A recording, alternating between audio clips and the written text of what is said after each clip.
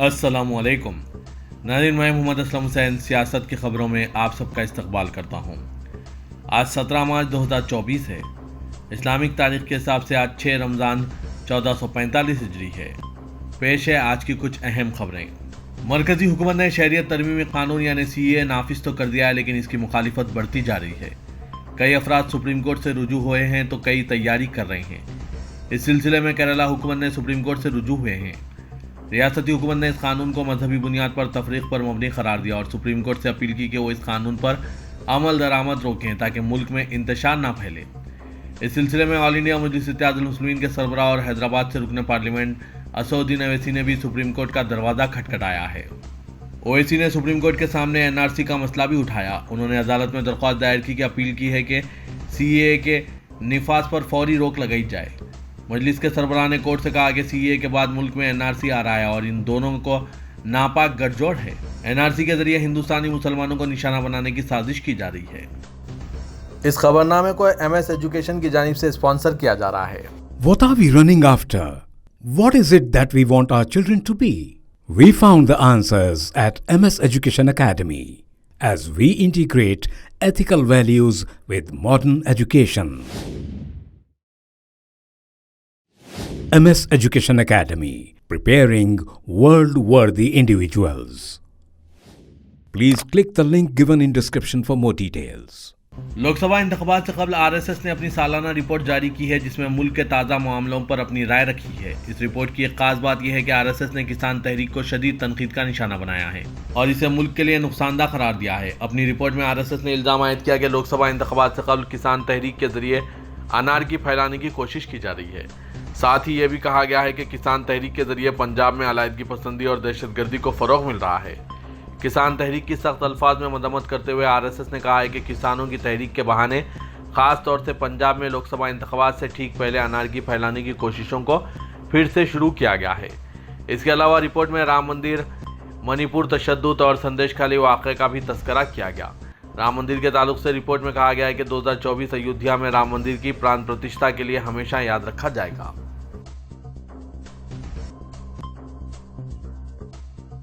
मरकजी election commission ने 4 रियासतों आंध्र प्रदेश, उड़ीसा, अरुणाचल प्रदेश और सिक्किम की कुल 414 असेंबली सीटों के लिए भी इंतखाबात कराने और मुख्तलिफ रियासतों की 26 खाली सीटों के लिए ज़मीनी इंतखाबात कराने का फैसला किया है।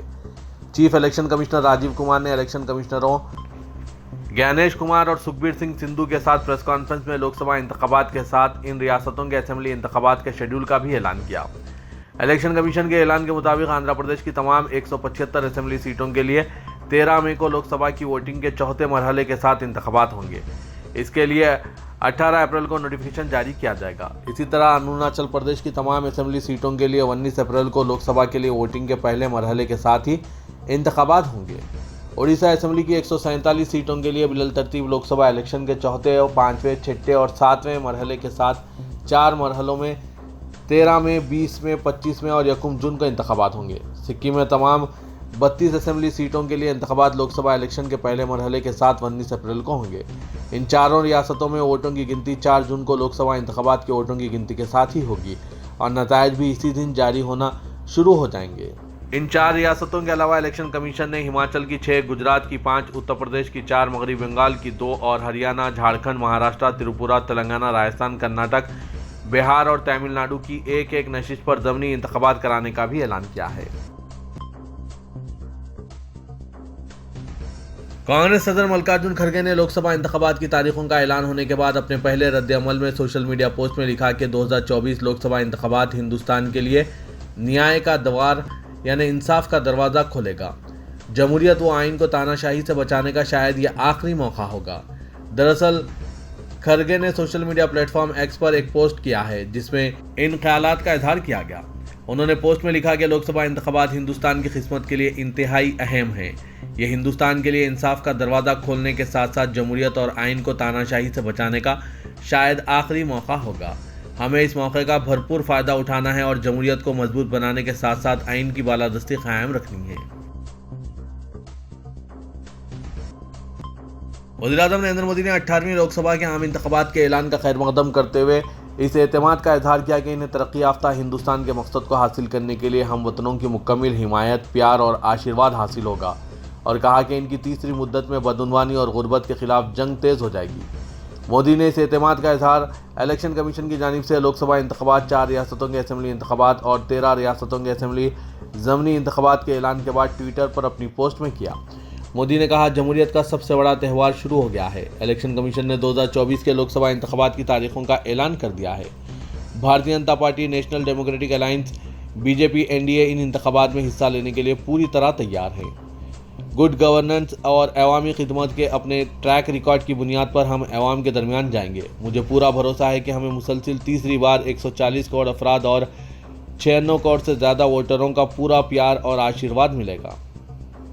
उन्होंने कहा कि जब हमने 10 साल कबल मुल्क के भागदौड़ संभाली थी तो मुल्क और इसके शहरी इंडिया इत्तेहाद की गलत हुक्मरानी का शिकार थे। घपलों और पॉलिसियों के फालिज से कोई भी शोबा अछूता नहीं रहा।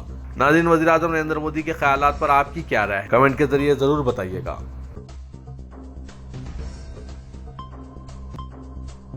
दिल्ली हाई कोर्ट ने महरूली की हाल ही में ढाई गई मस्जिद अकवंदी के मुकाम पर मुक़द्दस माह रमज़ान के दौरान इबादत की इजाज़त देने से इनकार कर दिया।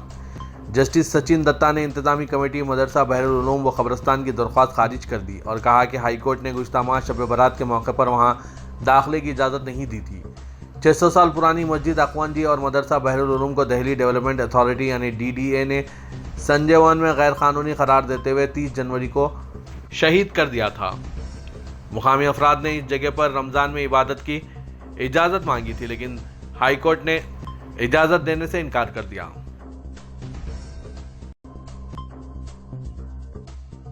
Chief election commissioner Rajiv Kumar ने कहा कि जम्मू कश्मीर में असेंबली इंतखाबात लोकसभा इंतखाबात के फौरी बाद मुनक्किद किए जाएंगे, क्योंकि सलामती के नुक्ते नज़र से वहां लोकसभा इंतखाबात के साथ असेंबली इंतखाबात मुनक्किद करना मुनासिब नहीं था।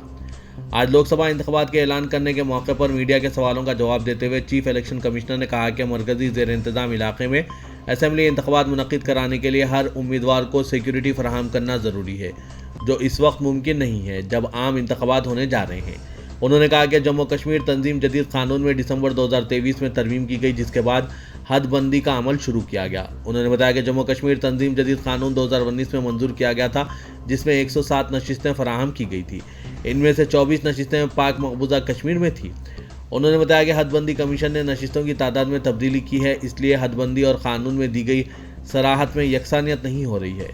उन्होंने बताया कि इस सिलसिले में दिसंबर 2023 में दोबारा तरमीम की गई। इलेक्शन कमीशन का कहना था कि असेंबली इंतखाबात में हर हल्के से 10 या 12 उम्मीदवार मैदान में होंगे और सबको सिक्योरिटी फराहम करना ज़रूरी होगा, इसलिए इस मौके पर इंतखाबात मुनक्किद नहीं किए जा रहे हैं।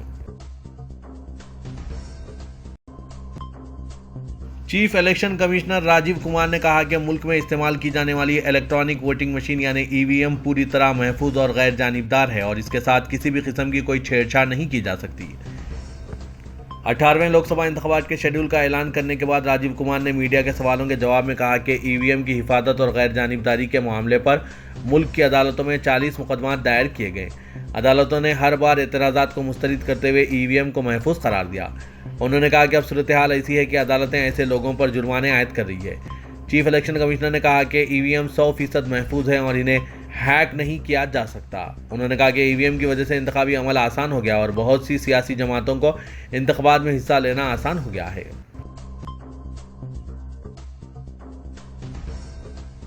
लक्षद्वीप जज़ायर में पेट्रोल और डीजल की कीमत में 15 रुपये 30 पैसे फी लीटर की कमी की गई है, जहां इंडियन ऑयल कॉरपोरेशन ने स्पेशल इंफ्रास्ट्रक्चर से मुतालिक लागत को हटा दिया है। वजारत तेल ने सोशल मीडिया प्लेटफॉर्म एक्स पर एक पोस्ट में बताया कि इंडियन ऑयल कॉरपोरेशन की जानिब से मुख्तलिफ लागतों में कटौती का ऐलान किए जाने के बाद लक्षद्वीप के जज़ायर एंड रूट में पेट्रोल और डीजल की कीमत में फ़ी लीटर 15 रुपये 30 पैसे में फ़ी लीटर 5 रुपये 2 पैसे की कमी की गई है। इलेक्शन कमीशन ने तेलंगाना के 17 लोकसभा हलकों और सिकंदराबाद कंटोनमेंट असेंबली हलके का ज़मनी इंतखाबात 13 मई को मुनक्किद करने का फैसला करके शेड्यूल जारी कर दिया, जिसके साथ रियासत में इंतखाबी ज़वाबित अखलाक नाफिज हो गया। इलेक्शन कमिश्नर राजीव कुमार ने दिल्ली में प्रेस कॉन्फ्रेंस के दौरान दीगर रियासतों के साथ तेलंगाना के 17 लोकसभा हलकों और सिकंदराबाद कंटोनमेंट असेंबली हलके के ज़मनी इंतखाबात का ऐलान किया। मुल्क में लोकसभा इंतखाबात 7 मरहलों में होंगे। चौथे मरहले में तेलंगाना में इंतखाबात होंगे। 13 मई को तेलंगाना में लोकसभा और असेंबली ज़मनी इंतखाब के लिए रायदही होगी। 18 था 25 अप्रैल पर्चा नामजदगियां कबूल की जाएंगी। 26 अप्रैल को पर्चा नामजदगियों की जांच होगी। 29 अप्रैल तक नामजदगियों से दस्तबरदारी की जा सकती है। 13 मई को तेलंगाना में पोलिंग होगी और 4 जून को नतायज जारी होंगे। राजीव कुमार ने बताया कि सारे मुल्क में 7 मरहलों में लोकसभा इंतखाबात होंगे। तेलंगाना और आंध्र प्रदेश में चौथे मरहले में इंतखाबात मुनक्किद होंगे।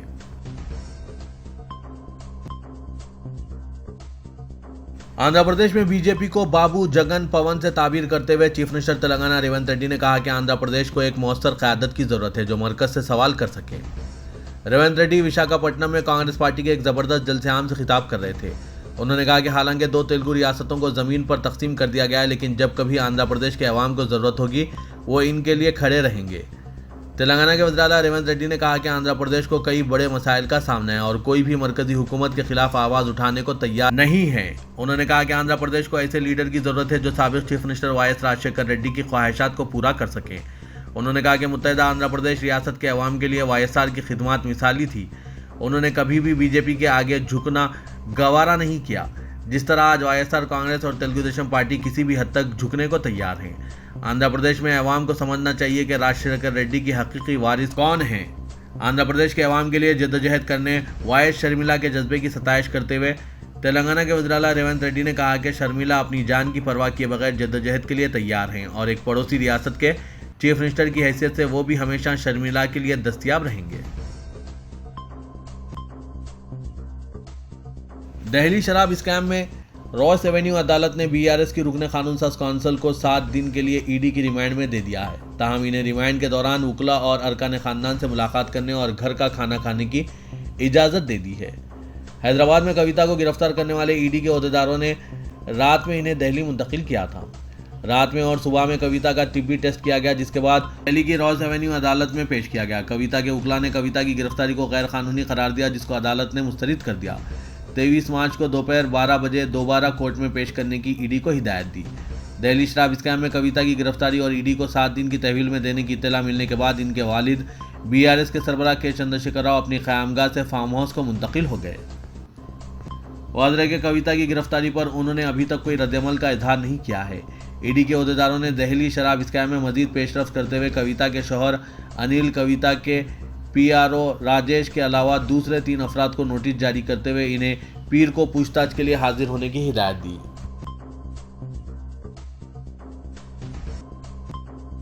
तेलंगाना के वज़ीर-ए-आला रेवंत रेड्डी ने बीआरएस की रुकने कौंसिल कविता की गिरफ्तारी को इंतखाबी हरबा करार दिया।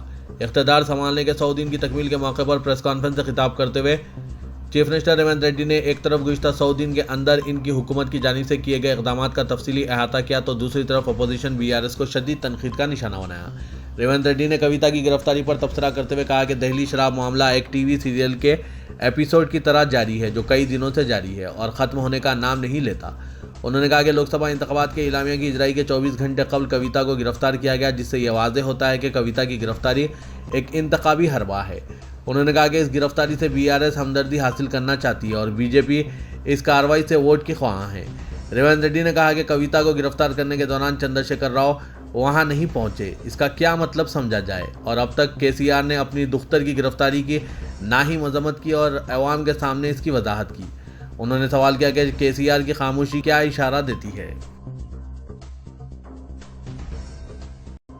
सदर कुल हिंद मजलिस इत्तेहादुल मुस्लिमीन व रुकने पार्लियामेंट हैदराबाद असदुद्दीन ओवैसी ने लोकसभा इलेक्शन के इलामिया की इजराई से कबल एक प्रेस कॉन्फ्रेंस करते हुए जमात के 3 उम्मीदवारों के नामों का ऐलान किया। असदुद्दीन ओवैसी ने बताया कि हैदराबाद से वो खुद इंतखाब लड़ेंगे, जबकि औरंगाबाद से मौजूदा रुकने पार्लियामान इम्तियाज़ जलील जमात के उम्मीदवार होंगे। किशनगंज बिहार से अख्तरुल ईमान को टिकट दिया जाएगा। मजीद किन नशिस्तों से मुकाबला किया जाएगा, इस सिलसिले में पार्टी गौर व खौस कर रही है। अनकरीब इसका ऐलान किया जाएगा। दारुस्सलाम में मीडिया के नुमाइंदों के मुख्तलिफ सवालात का जवाब देते हुए सदर मजलिस ने बताया कि वो तेलंगाना और हैदराबाद में अमन की बरकरारी के साथ साथ तरक्की चाहते हैं। कांग्रेस से मुफाहिमत और चीफ मिनिस्टर से खुरबत से मुतालिक सवालात का जवाब देते हुए असदुद्दीन ओवैसी ने कहा कि हमें आगे बढ़ना है, पीछे नहीं देखना है। हम में काबिलियत है, हमने तन्हा ही एक तवील सियासी सफ़र तय किया है। जहाँ तक रियासती हुकूमत से ताउन का सवाल है, हम अमन की बरकरारी के साथ साथ शहर और तेलंगाना की तरक्की चाहते हैं। मेरे पार्लिमानी हल्के में मेट्रो रेल के कामों का संग बुनियाद रखा गया। सड़कों की तोसी के लिए 200 करोड़ रुपए जारी किए गए। मीरालम तालाब के पास करोड़ों रुपए की लागत का एक ब्रिज मंजूर किया गया। हुकूमत तरक्याती काम कर रही है, जिसकी हम तायीद कर रहे हैं। मजलिस बचाओ तहरीक के रहनुमा अमजदुल्ला खान खालिद ने बीजेपी के लीडरों का कांग्रेस पार्टी में शामिल होने और कलीदी ओहदों पर तकर्रुरी पर कांग्रेस पार्टी पर शदीद तनकीद की है। उन्होंने महबूबनगर के साबिक रुकन पार्लियामेंट और बीजेपी के सीनियर लीडर जितेंद्र रेड्डी के एंड ओल्ड पार्टी कांग्रेस में शमूलियत और फौरी तौर पर नई दिल्ली में हुकूमत तेलंगाना के नुमाइंदा बराए खेल के तौर पर तकर्रुरी के हवाले से रिमार्क्स किए। अमजदुल्ला खान खालिद ने कहा कि कांग्रेस में क्या हो रहा है, बीजेपी और आरएसएस के आदमी कांग्रेस में शामिल हो रहे हैं, इसे कलीदी ओहदे और कांग्रेस के हकीकी कारकुन या इन सियासी या गैर सियासी तंजीमों पर तैनात किया जा रहा है जो 9 साल तक कांग्रेस पार्टी के साथ खड़े रहें और बीआरएस के खिलाफ मैदान में लड़े को नज़रअंदाज किया जा रहा है। इस वाक़े का एक इंतहाई अफसोसनाक पहलू यह है कि एक शख्स जिसने अपनी पूरी ज़िंदगी बीजेपी आरएसएस में गुजारी, इसको तेलंगाना हुकूमत के खेलों के मामलात पर मुशीर और नई दिल्ली में हुकूमत तेलंगाना के नुमाइंदे के तौर पर बिठाया गया है। कांग्रेस में पार्टी के कुछ लीडरों या कारकुनों को शामिल करना एक अलग मसला है या सियासी स्टंट है, लेकिन आरएसएस के पस मंज़र वाले और बीजेपी के साबिक रुकन पार्लियामेंट को कबूल करना कांग्रेस पार्टी के अखलाकियत और उसूलों के खिलाफ है। मजलिस बचाओ तहरीक के कायद अमजदुल्ला खान खालिद ने इन ख्यालात का इजहार किया। शहर हैदराबाद में commissioner task force south west zone team ने सुल्तान बाजार पुलिस के साथ एक मुश्तरका ऑपरेशन करते हुए माह रमजान मुबारक के दौरान मसनूई तरीके से आमों को पकाने में मुलविस 2 मुलजिमीन को गिरफ्तार कर लिया। इनमें 35 साला इरफान खान मालिक new liberty fruit shop Maujam जाही मार्केट साकिन आसिफ नगर और 47 साला मोहम्मद हुसैन मालिक लक्की फ्रूट शॉप मौजम जाही मार्केट साकिन दालमंडी आगापुरा शामिल हैं।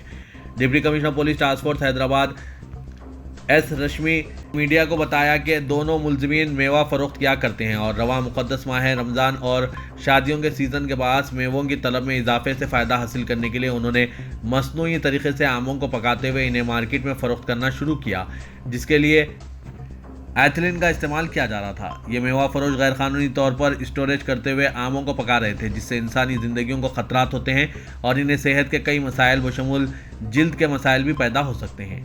डिप्टी कमिश्नर पुलिस ने बताया कि इन मुलजिमीन दानिस्ता तौर पर नुकसानदा केमिकल मादे का इस्तेमाल कर रहे थे ताकि सादालू अफराद को धोखा देते हुए गैरकानूनी तौर पर माली फ़ायदा हासिल कर सके। इन्हें चाहिए था कि माह मुक़द्दस रमज़ान मुबारक में रोज़दारों के लिए बेहतर मेवा फ़रोख्त करें, ना कि इस तरह के जिससे इनकी सेहत को ख़तरा लाहक हो। इस तरह के व्यापारी जो खुद मुसलमान हैं और माह मुक़द्दस का ख्याल नहीं रख रहे हैं, इनकी इस हरकत पर नाज़रीन आपकी क्या राय है, कमेंट के ज़रिए ज़रूर बताइएगा।